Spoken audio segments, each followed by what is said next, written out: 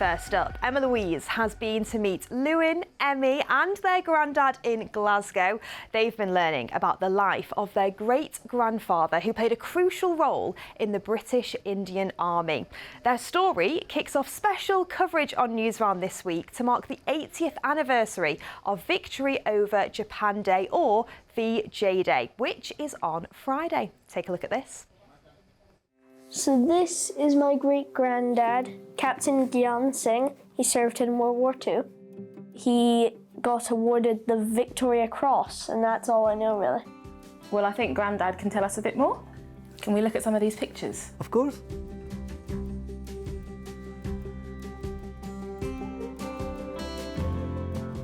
How did you find out about your dad's experience in the war? I heard from other soldiers or dad's friend. Dad never talked to us about the war. He never gave us his experience, how he was feeling in the war. What was his story? Why did he win the Victoria Cross? In Burma, on the one side, enemies were Japanese soldiers on one side, and British Indian Army was on the other side. Japanese soldiers, they had dig deep foxholes on the one side, and they were hiding there, and they also hidden anti-tank gun which destroyed our tanks. Your great-granddad crawled and took all the hand grenades and started charging towards those foxholes. So he got up and started throwing the hand grenades where the anti-tank gun was hidden. Back from the jungles of central Burma, Captain Gian Singh, proud holder of the Victoria Cross, is welcomed by Colonel Goddard and officers at the 15th Punjab Regimental Centre. This bearded hero Captain Gian Singh was regarded as a hero and featured in newsreels shown to audiences in the UK and beyond because of his bravery. Now that you've heard all this about your great-granddad, how do you feel about him? I feel quite proud that he has achieved these things.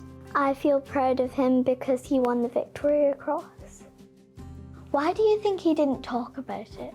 There was so many his friends got killed in the war, so maybe that's why. And years later, when we used to talk to him, we didn't want to remember all that because it's very painful. We've come to the Kelvin Grove Art Gallery and Museum in Glasgow to see Captain Gian Singh's Victoria Cross. Teacher and historian Shalina Patel has come along to tell us more about it. When we think of wars and battles, you might think, well, surely everybody gets some kind of medal. But I think what we have to remember is the Victoria Cross is the most prestigious, important medal that you can get. The Victoria Cross is only given to people who did something incredibly brave in battle. So it's only given to people in the military. It's even more important than getting a knighthood. And it's incredible to be here with family members related to somebody who got one during World War II. How many Victoria Crosses were handed out during World War II? Millions of soldiers were fighting in World War II, but only 181 soldiers got a Victoria Cross. When we learn about World War II, a lot of it is focused on the fighting in Europe, but where their great-granddad fought wasn't in Europe. Where was that? There was a really important part of the war that was being fought in Asia.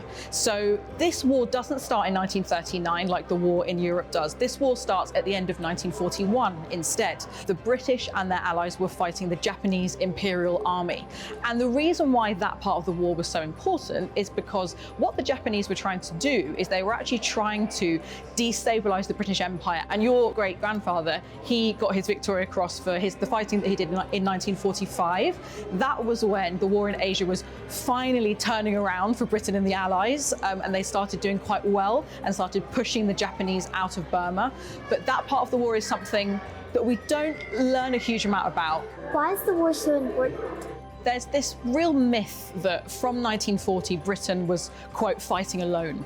But that is absolutely not true at all, and we can see that from the numbers. So Britain was fighting alongside millions of soldiers from across its empire. So we've got the 2.5 million, for example, from India alone, but we're also talking about soldiers with so many different accents, actually. If we think about the British Army, we're hearing so many voices. We've got men with Australian accents, Canadians as well, those from really far afield, so colonies from the Caribbean, for example, like Jamaica, but also the African colonies too, so Nigeria, Ghana, Kenya. So we're talking about an army that sounded very different, that looked very different. The war was won thanks to the contributions of all of those soldiers that were standing with Britain to fight both the Nazis in Europe and, of course, the Japanese in Asia as well.